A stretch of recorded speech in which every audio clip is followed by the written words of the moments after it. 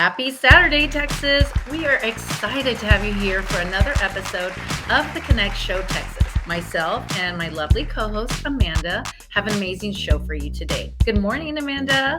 Good morning, Wendy. Hey, how have you been? Wonderful, wonderful. Just getting through this heat. Oh, I know. Tell me about it. Wendy, today's going to be an amazing show indeed. Good morning, Texas.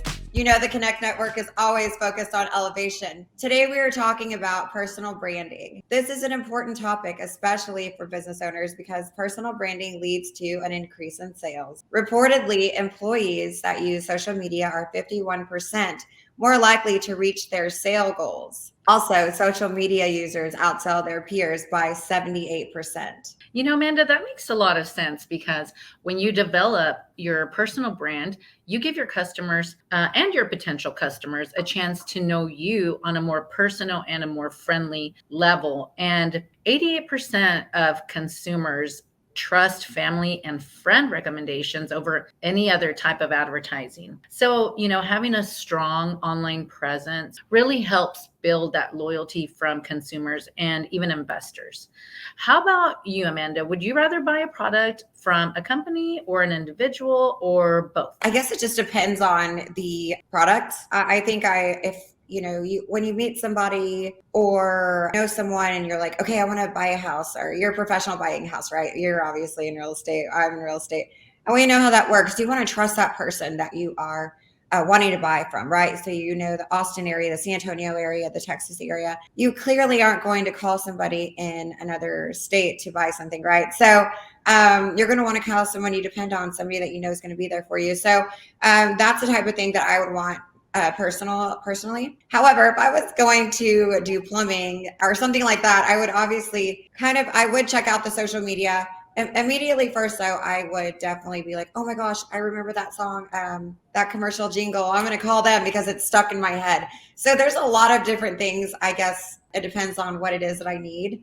But yeah, I'm with you on that. It's kind of like a 50-50 depending on what I needed kind of thing, right? No, I agree with you 100%, Amanda. I definitely believe it depends on the product or the service, whether you do personal, of course, you know, being business owners ourselves, we always want to support new entrepreneurs. And I mean, that's what we do here at the Connect online. So I think you could go either way. And, you know, speaking of personal branding, it's an excellent way to promote our business or your business. But I do wonder if it can also cause confusion at times. Yeah. Like, where does my brand end and my personal life begin?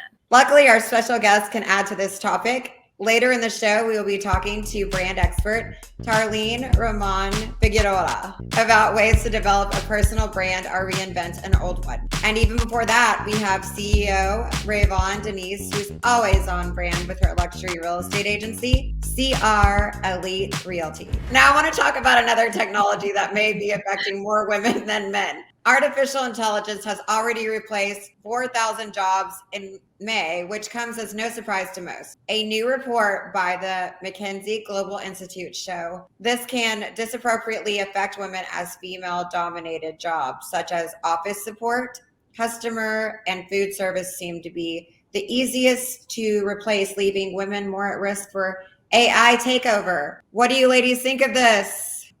You know, I always try to see the positive side of everything and try to think, okay, instead, let's not see this as an obstacle, but as a solution.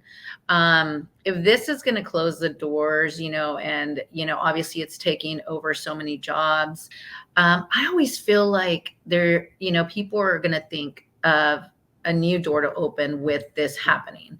So I can see these women going in and just figuring out a way to work with AI or, you know, just a way to create new jobs. What about you? What are your thoughts?